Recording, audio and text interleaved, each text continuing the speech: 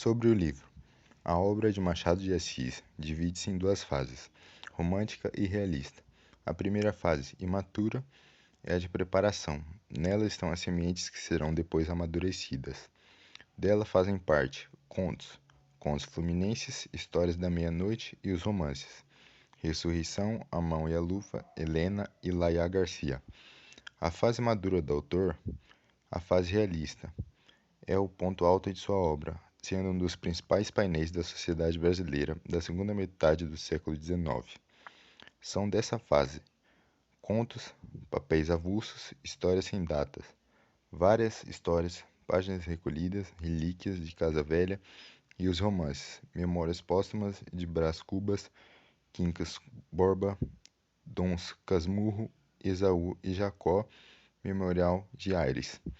Uma análise mais aguçada, porém, coloca os dois últimos romances do autor, Esaú e Jacó, e o Memorial de Aires, como uma outra etapa de sua obra, já que são romances que destoam do realismo típico, sem abordar questões como o adultério, as relações humanas pautadas unicamente no egoísmo, na mesquinharia e na mediocridade. São romances que abordam conflitos até então vistos apenas na superfície, em segundo plano. Machado de Assis coloca agora no centro dos debates das personagens os grandes temas de sua época, como a abolição e a república, apesar de nem sempre fazer a óbvia ao leitor apressado.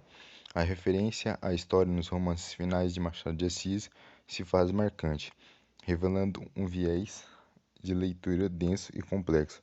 Esaú e Jacó e Memorial de Ares deixam ver uma sociedade em um período de mudanças, a emancipação dos escravos, a mudança de regime. No entanto, em meio a essas mudanças, pouco parece se alterar de fato. Os escravos libertos continuariam a viver dependentes de uma estrutura que os exclui. O regime muda, mas pouco altera o país. Delinea-se ainda uma sociedade que alieia de momentos decisivos de sua história.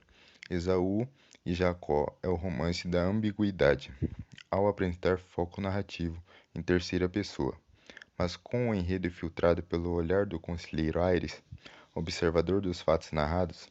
Este traz ao leitor não apenas acontecimentos que envolvem os protagonistas, mas também opiniões sutis e sarcásticas sobre a República, a vida econômica e social do fim do século XIX, no Rio de Janeiro.